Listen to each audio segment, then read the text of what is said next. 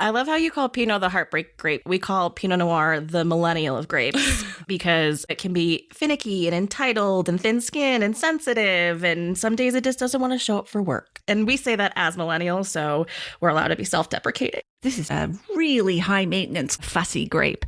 But when it's good, it's sublime. When it's bad, it's just downright nasty. Pinot Noir teeters on that edge of a nervous breakdown. And I think wines and people who are like that are the most interesting because they're raw and they're going to get right to the heart of the matter immediately. Let's not futz around with a nice little whatever. I shouldn't denigrate any grape. I'm going to get the association for whatever. Pinot Grigio after me. I didn't say that. Anyway, we've established that. Pinot Noir, that's our leadership grape.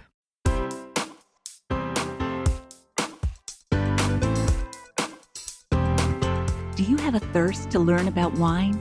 Do you love stories about wonderfully obsessive people, hauntingly beautiful places, and amusingly awkward social situations?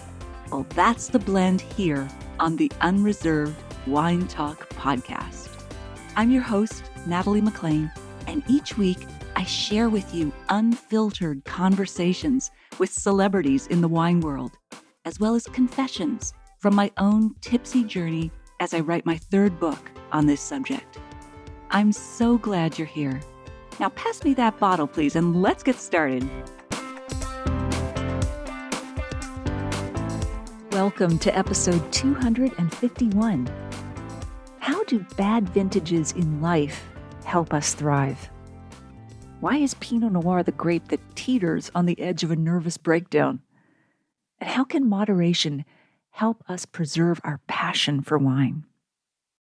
In today's episode, you'll hear those stories and tips that answer those questions during our chat with Ferreira and Calla Bischoff, hosts of the fun and irreverent podcast Boozy Biddies. They're actually interviewing me. I'm excited to share with you that my new book, Wine Witch on Fire, Rising from the Ashes of Divorce, Defamation, and Drinking Too Much, will now be available at Shoppers Drug Marts. Their book section is usually nestled right beside the magazine racks, so if you spot the little wine witch there, please take a photo and send it to me, perhaps paired with your favorite prescription. Just kidding. I also want to give a shout out to Cave Spring Vineyard for stocking the book in their winery tasting room and for supporting its message of hope, justice, and resilience. A quick reminder that I'll be hosting 3 fun wine tasting and book launch events this month and next, so treat yourself to one of them. I'll be in Prince Edward County on Thursday, September 28th. Get your tickets at clausenchase.com. On Sunday, October 1st at 7 p.m., I'll be hosting an event as part of the Toronto International Festival of Writers. Save your spot at festivalofauthors.ca. And finally, I'll be hosting an event with the Ottawa Writers Festival on Friday, October 27th at 6 p.m. Register at writersfestival.org. Please let me know if you can join me at one or more of these events. Please also let your friends, family, and colleagues know about them. I'll include links to all of the events in the show notes at nataliemclean.com/251. Here's a review from Amanda Yamate in Chicago. I love this book. It moved me in many ways. Natalie's excellent writing style combined with my interests in wine and relationships kept me from putting the book down. I learned a lot about staying true to yourself and a lot about wine and the wine industry. Cheers. Well, cheers to you, Amanda. Thank you. If you've read the book or are reading it, I'd love to hear from you at natalie@nataliemclean.com. If you haven't got your copy yet and would like to support it and this podcast, please order it from any online book retailer, no matter where you live. Every little bit helps to spread the message. I'll put a link in the show notes to all retailers worldwide at nataliemclean.com/251. Okay, on with the show.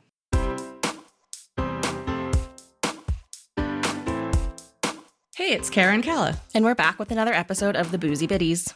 This is the Drink As You Learn School with 2 longtime friends. And sometimes we're just 2 boozy biddies. Let's make that 3 boozy biddies today as we welcome the winner of 4 James Beard Foundation Journalism Awards, host of the New York Times recommended podcast, Unreserved Wine Talk, and author of the books Unquenchable and Red, White, and Drunk All Over, amongst many other things. Today to discuss her life in the industry and her upcoming new book, Wine Witch on Fire, available June 6th, is Natalie McLean. Grab yourself a glass of Pinot Noir and join us. Welcome, Natalie. Ah, Cara, Calla, you're my people. We've already discussed this. We've gotten into it, into the wine, into the talk, but I'm so excited. Me too. Oh my gosh. Excellent. It is very rare that someone makes me nervous, but you just being like a very badass, strong powerhouse of a female in the industry is just inspiring and awesome in so many ways. So Thank you so much. I love that. we do too. Yeah, we're very honored to have you on. We actually, at first, when you reached out, we didn't think it was real. No, That's great. I was talking with my family and I was like, holy I'm sorry, I cursed, Natalie. I'm sorry.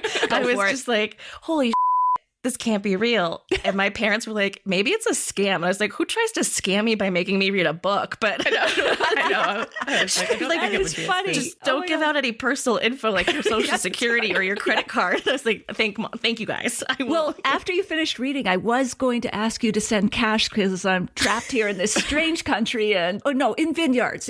Let's make it a bit more on point. But anyway, yes, I'm glad you responded. This is great. No, this is so exciting. I read Unquenchable and Red, White, and Drunk All Over a little bit ago. So seeing that you had a new book come out and especially the title drew me in right away. I am a practicing Wiccan. So to see it's called Wine Witch on Fire, I was like, all the things I love.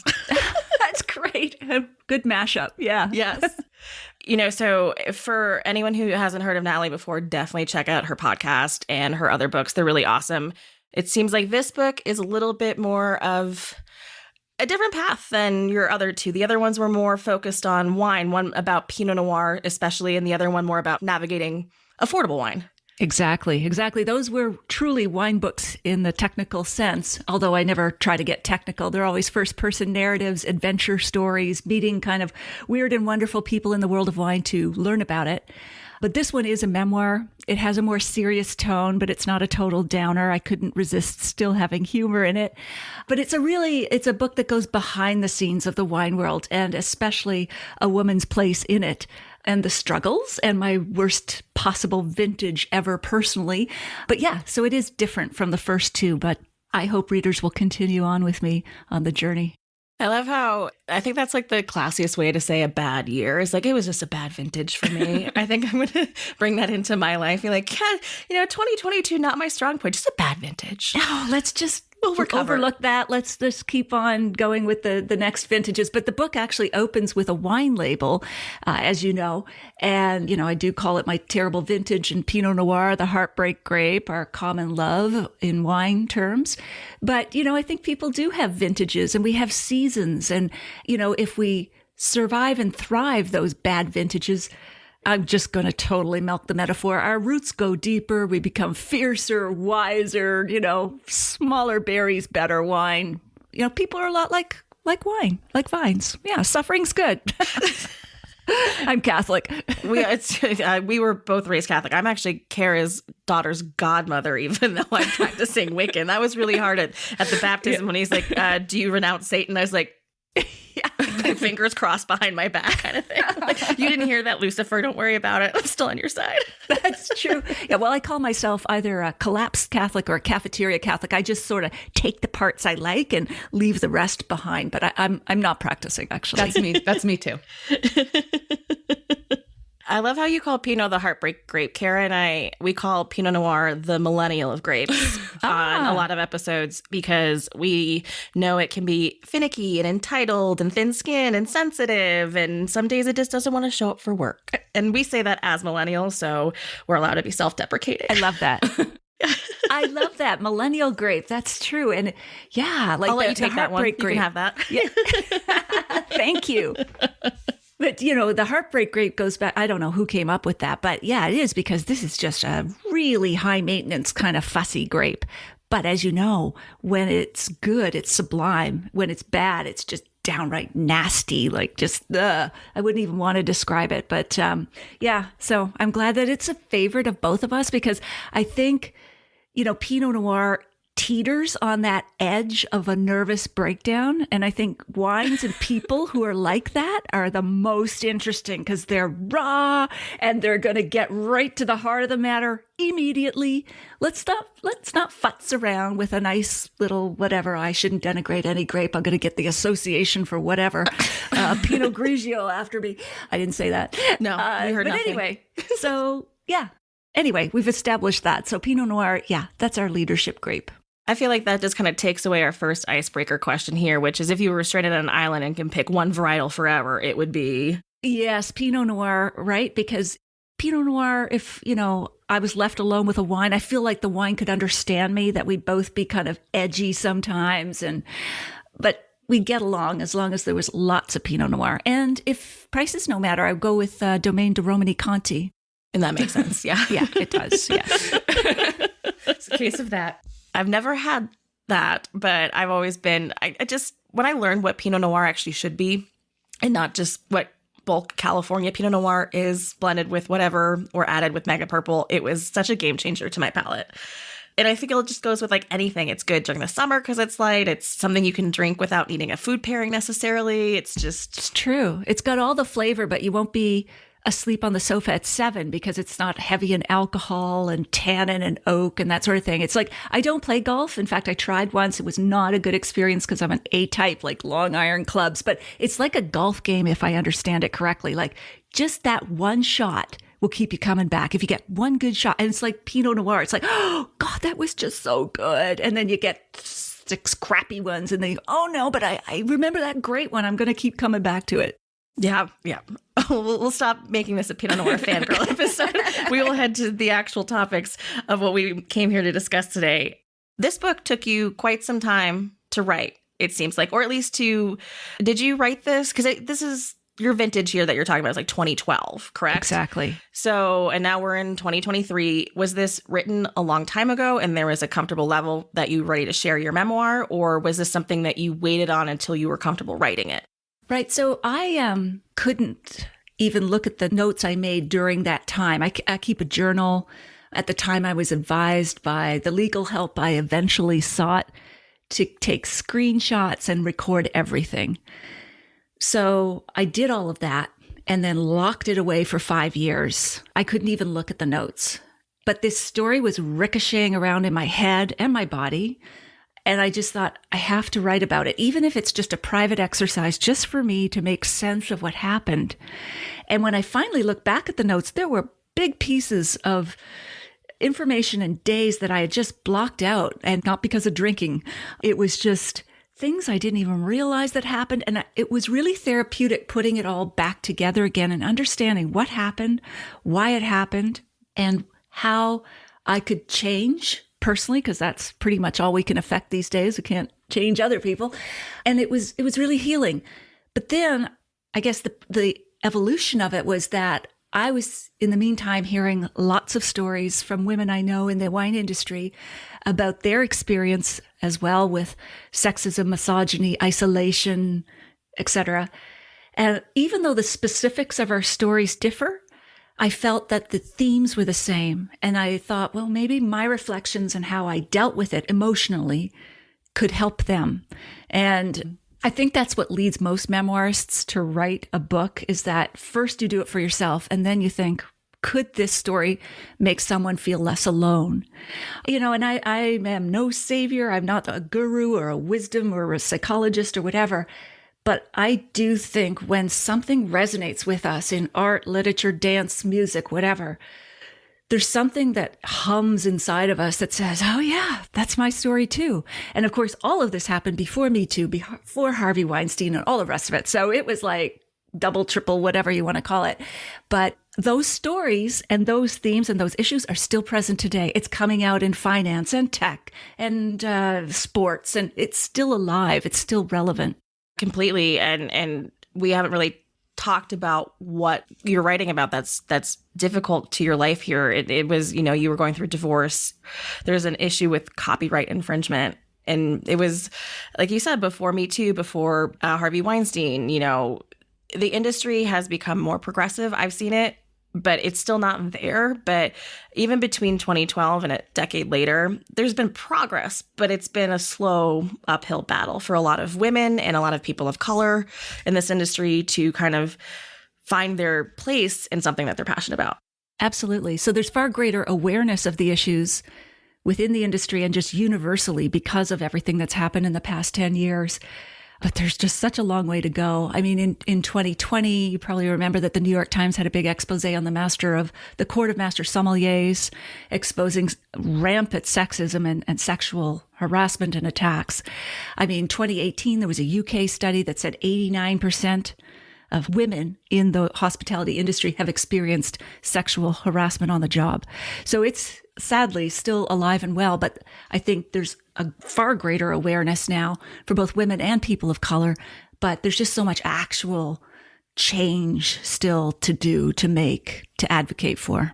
You know, starting your memoir, like I just felt a lot of things, like the way that you wrote about what you were going through, like you could feel like palpable pain on the pages, you know, understanding that this was something that was devastating to you.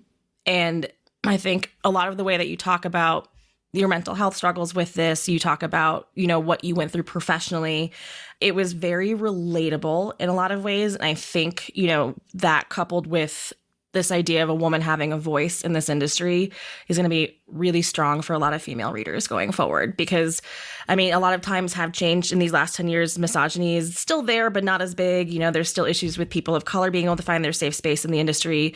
That's getting better. Same way that mental health is becoming a little bit more appropriate to discuss. You know, it's not, I'm like always happy to share that I've been recently diagnosed with borderline personality disorder. And to me, maybe 10 years, that would have been, I felt like a social stigma. And now I'm like, hey, there's a lot of things that make a lot of sense about my life right now. And I'm really happy to have a grasp mentally about where I can control and focus and go to therapy and all those things. And I'm way less ashamed to tell anyone these stories. And I feel that this book gives a lot of openness to talking freely about mental health. And I think that's a nice change that has happened post-pandemic, you know, in the last decade. There's just been this place where it's not stigmatized to be like, hey, yeah, no, I suffer from depression, anxiety, whatever it might be. And so I think that's going to be very relatable for a lot of readers going forward. Oh, that feels healing for you to just even say that, Calla. Like, you know, absolutely. Thank you. Like, I feel less alone. I feel like I don't want to try to throw around too many cliches, but just that, like saying we can talk about it now. Because in the book, I talk about taking Zoloft, which is for anxiety and depression, and therapy. I open my therapy sessions to in the book and what I learned. So again, that it's a takeaway for readers, but just, talking about it openly.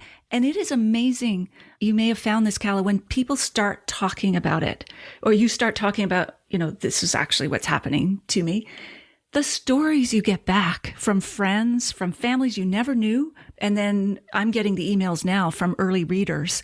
And it's moving me so deeply that, you know, they're saying, I feel seen and heard. And now, you know. Yeah, as much as this book is a departure from your other two books, which were a little bit more wine focused, obviously, you've really created a really big safe space with this book. Thank you. For a lot of people, even if it's just not about mental health, maybe if it's just about suffering through a divorce, or if it's just about being a female in an industry. And you've done a couple very difficult industries for women to be part of. You started in tech a long time ago and then moved to wine. And so you're really like picking the right ones here. I know. I mean, what is up with that? I went from, Brave New World, high tech, where the motto was fail forward faster, like iterate. We don't have time for anything, to the set of Downton Abbey, where it's like, don't change anything. All the rules are the rules, but it still had those common themes for women, and the challenges were oddly the same, but they are in a lot of industries. Yeah, there really is no industry that I feel like is perfectly safe from a lot of these struggles that we have. Some seem to be bigger than other. And to touch on something you talk about again in the book, the idea of finding moderation in your life when it comes to wine or to alcohol in general.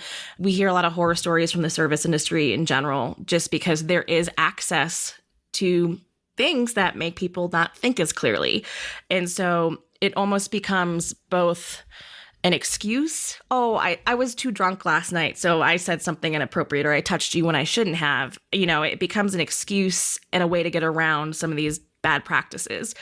But when you're surrounded by it, I liked how you talked about finding your moderation to still do what you love, but make it more about a passion again, rather than like a crutch to fall back on. Exactly. And, I started loving wine just for the pure sensory delight. And I had to come kind of full circle to get back to that no, this isn't a twitch fix for when you're feeling anxious during the arsenic hour, 5 o'clock, when our serotonin naturally dips and we want to either take arsenic or give it to somebody around us. But yeah, I think it's a long shift. I mean, my overdrinking started in response really to my divorce and this online attack. Fortunately, it was, I think, situational in that it was triggered by these events. And through many, many hours and years of therapy that still continues today, I've been able to moderate it because wine is such a joy for me. I don't want to give it up. But I have many, many techniques now before I have a glass of wine. Asking myself, what was the thought before the thought that said, I want to drink? Was it, oh, I want to have this Pinot Noir because I think it'll be great. I'm going to sip it slowly. It's going to be with dinner. Or was it, I'm tired. I did too much email. I deserve a drink. I think that's a really wonderful exploration that you sort of talk about in several different points throughout the book. It kind of, because part of the story is sort of the incident in this terrible vintage year and sort of your reaction to it, and then sort of finding your equilibrium and balance and coming out the other side. But I really did appreciate that because I feel like so much of what's out there is you have a problem drinking or you don't. You have a problem drinking, you just don't drink. That's the end. There really isn't any exploration of this middle ground. And I think we can all admit yeah. And it's exactly as you're saying, it's sort of what's bringing you to the alcohol. But if we don't all talk about that and that, yeah, it's not just this thing that's always easy all the time or always in perfect moderation, then you don't get to talk about some of those tools and things that can help everyone just sort of achieve more moderation and still be able to enjoy alcohol. Exactly, because it's not like eating. You have to eat. You don't have to drink. So I think we've developed this black and white attitude. But for some people, it is the case. So again, just a note, some people do have to remove alcohol from their lives completely. But I think there is a lot of area in the middle for people to employ a lot of different techniques to help them moderate their consumption, yet still enjoy wine. I mean, another thing I do is open a full bottle of wine and I'll pour half of it into a clean, empty bottle. And then I don't feel like I'm wasting or it's going to go bad or I have to drink the whole thing or whatever. But there's lots of tips. It's not meant to be a self-help book, but there are things that I share in terms of how I dealt with it. But going back to an earlier point that you made, Calla, like the hospitality industry is actually known as the industry that has the highest rate of substance disuse, I think it is, disorder. I don't think they say abuse anymore, but I always trip my tongue over substance misabuse disorder because it's readily available. We have the cloak of saying it's a professional duty. I have to be tasting these wines at this, you don't have to swallow, but you can hide under that. And yeah, so perfect cover. I've been a wine supplier for about 8 years. Prior to that, I did a little stuff with production, a distillery, whatever. But I've been on the side of sales for wine for quite some time now. And I look back at younger Calla and recognize that there was access and it was exciting. And I thought my job seemed like really sexy and cool because all my friends were like, oh, you just get to drink wine all day. I'm like, hell yeah. But then I was just like, oh, I'd be in these, wine tasting events or trade shows. With the industry changing, it still hasn't changed all the way. A lot of older white men and a lot of access to alcohol. And, there's one day where I just looked around and I was like, there's a lot of really skeezy looking things happening in this room right now. And I'm also putting myself in this situation by lowering my inhibitions or just making myself more open to something that I don't necessarily want at all. Less aware. Yeah, very much less aware. And as I've aged in the sales role, I have noticed significantly how much I've cut back at alcohol at work events versus when I'm out with my friends or something. Yes, I still have the nights where I go out on a Friday night and binge drink with my buddies, but I've noticed when it came to work, I kept looking at it like, you know what, you want to keep this job, don't you? Like, don't put yourself in risky situations in general. I'm not saying that it would be my fault if I was there, but just in general, drinking and driving, being stuck in a room with someone I don't want to be and not knowing how to escape it, that kind of stuff. And so I found that healthy medium as well at work while still being able to take my clients out and open a bottle of our wine. Yeah, exactly. And women are, I think, often at a disadvantage, especially if you're going to a nighttime event or a dinner, because we are expected to not wear a 3-piece suit with a tie right up to our neck. We're wearing dresses, and some people, because it's such a social environment, the restaurant is nice, you get into a nice dress. Again, not that dressing invites abuse. Exactly. Yeah. But still, the standards of even dress for men and women at these events are often different. It is. And I've also noticed too that if you're out with a group of men, there's almost this idea that I've found, I don't know if you've seen it too, where like, if I don't keep pace with them, I am judged somehow for being a lightweight or not being part of the group or whatever it is. And I've done this thing many times where I've like identified the bartender working all night. I'm like, here's a $20 bill. If shots come out, make my shot look like theirs. Like if it's whiskey, give me iced tea. If it's tequila, give me water. And like I could do the thing where I participated and I looked like I was part of this group without lowering any of my, just like staying as sober as I could all night. That is great. Yeah, it was annoying at the same time. I mean, I loved that I stayed on top of everything, but this idea that I had to prove my worth by drinking shot for shot with grown men was Plus, yeah, you're also petite. Thank you, Kara.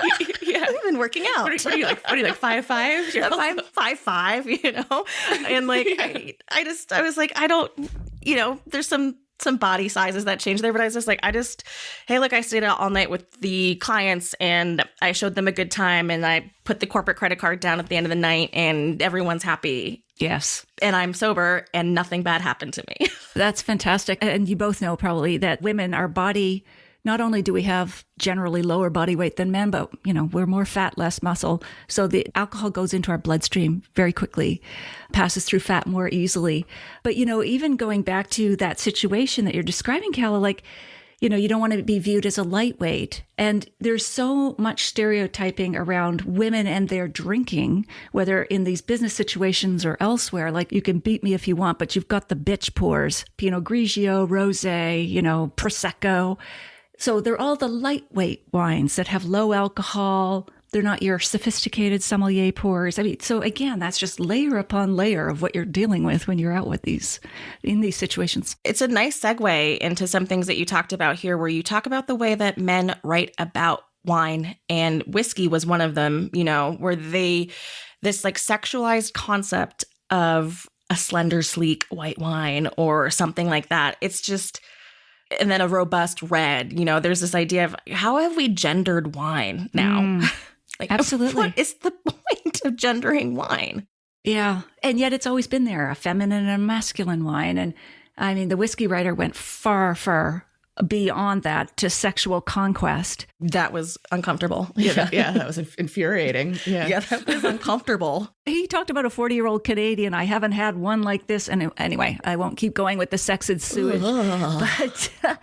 But yeah, it's almost I don't know if it emerged from wine culture or where all these terms, but they've been around a long, long time in terms of describing wines, masculine and feminine, and everything that goes along with that, muscular, sleek, svelte.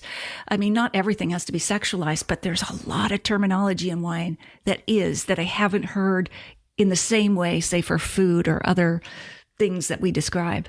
No, I've never heard like an asparagus be called like slender and sexy. It's like if someone called that to me, I'd be like, okay, are we into food porn here? I have no idea what is happening right now.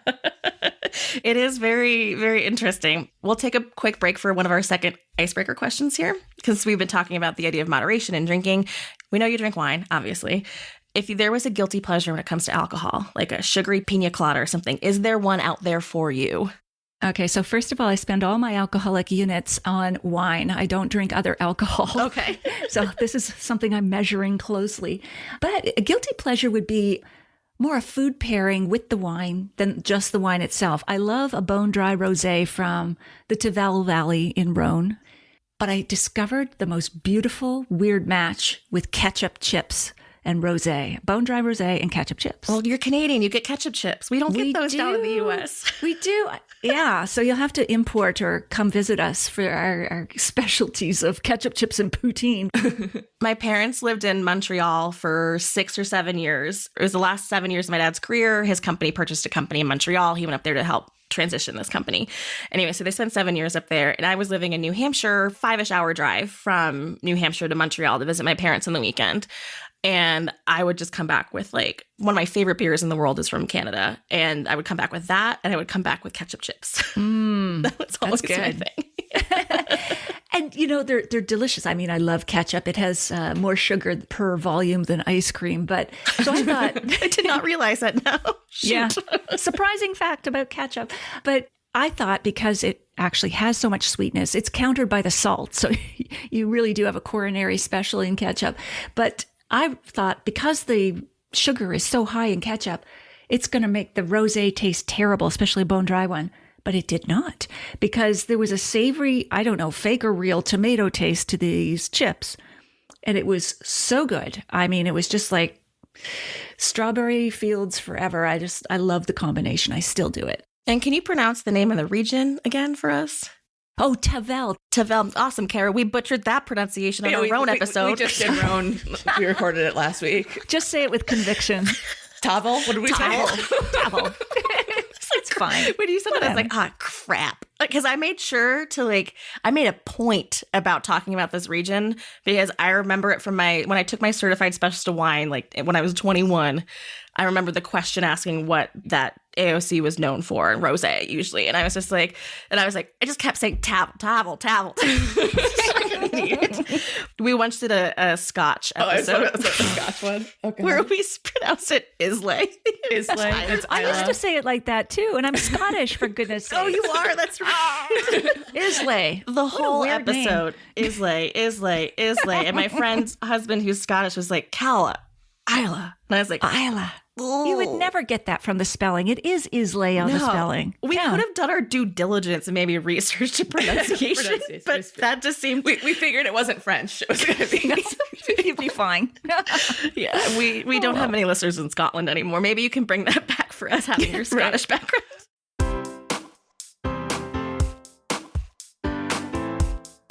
Well, there you have it. I hope you enjoyed my chat with Calla and Kara. In the show notes, you'll find the full transcript of my conversation with them, links to their website and podcast, the video versions of these conversations on Facebook and YouTube Live, and where you can order my book online now no matter where you live, as well as the links to my 3 upcoming wine tasting and book launch events. That's all in the show notes at nataliemaclean.com/251. Email me if you have a sip tip question or if you've read my book or are in the process of reading it at natalie@nataliemaclean.com. I would love to hear from you. If you've missed episode 41, go back and take a listen. I chat about traveling to various wine destinations with Food Network TV host Kevin Broch. I'll share a short clip with you now to whet your appetite. There's a lack of bravery around wine for people that don't know about wine. Just remember in the room, it was like, what does it taste like? And people are afraid to say cotton candy. Right. But we know that that's one of the culinary descriptors, or candy in and of itself. Earth, wet leaves, we know all of these things. People are afraid to say them for the first time. Yeah. And yet, once you do, you're so empowered. The wine tastes to you like the wine tastes to you. I can read the label. I can read what Robert Parker thinks of this wine. Mm-hmm. I can read what Billy Munnelly, who I adore and love, thinks of this wine. Mm-hmm. But at the end of the day, I'm only left with me. It's daunting. Nobody says that with beer. Like, guys don't drink beer and go, I get a little bit of the hops from the seashore by Seattle and the nose of dog hair.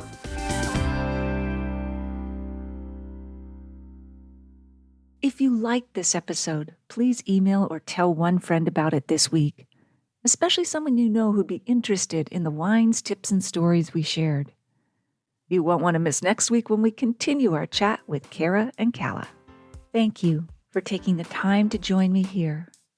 I hope something great is in your glass this week, perhaps a heartbreakingly beautiful Pinot Noir.